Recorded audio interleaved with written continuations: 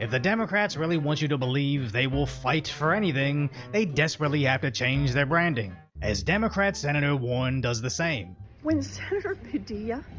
Hi, I'm Brett. And I'm Jonathan. Hey, Brett. Hey, Jonathan. This is Darla. I don't give a fuck. gets pushed, shoved, thrown to the... handcuffed. An unemployed Democrat, Buttigieg, gets in it too. I just saw something that made my stomach turn. A United States senator pushed to the ground and handcuffed after they should have knocked his ass out. Questions. But Senator Booker shows us maybe sad is a better strategy, otherwise they look deranged. This guy is always upset. And this son of Mexican immigrants who cleaned homes and served food was driven violently to his knees. As if made to kneel before the authority of the executive. Because if you could make Alex forcibly kneel before this executive, when does it stop? And if you could force him to kneel to his knees violently, when does it stop?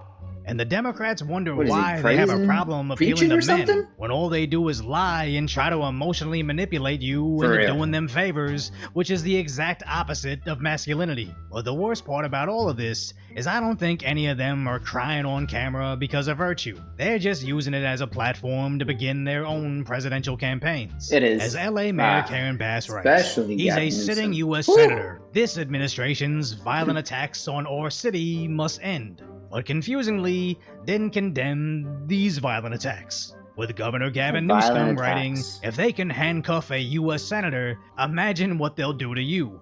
As they're going right into fear-mongering, with the LA Times saying first they came for the immigrants, then they took down our Latino senator. But the Daily Mail headlining the story with martial law. They really want you, the reader, to be scared that Trump's shock troops are gonna come for us all. Yeah, he's gonna, we all know that when Donald Trump, makes martial law, that's when he's going to say he's going to run for the third term.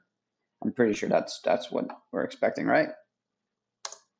When it's really easy as not charging at the Secretary of Homeland Security during a press conference. It's really not that difficult. And you know it's bad when even CNN sides with the Trump administration. She was holding a press conference and doing a press statement. He's not a member of the press. It wasn't like a hearing where it was an open forum for senators to ask a question. He clearly showed up to a public event to create a moment and do what you're saying. There you go, CNN. Way to go. Way to go. He's fighting from his perspective. And how should we, in your view, be analyzing how we're seeing these agents respond?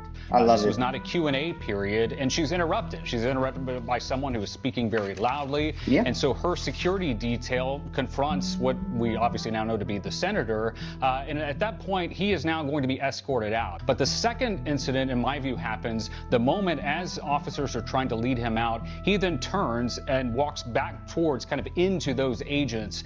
At that point, from a security detail perspective, we're taking this person out against their will. But the senator is getting exactly what he wanted, immediately doing a press tour featuring sadness about his arrest. That's literally what he wanted. That'll finally make him relevant. As his little emotional outburst only makes him look pathetic, but I think it's important that the Democrats take every opportunity to draw the focus away from what they're actually discovering about these raids in LA.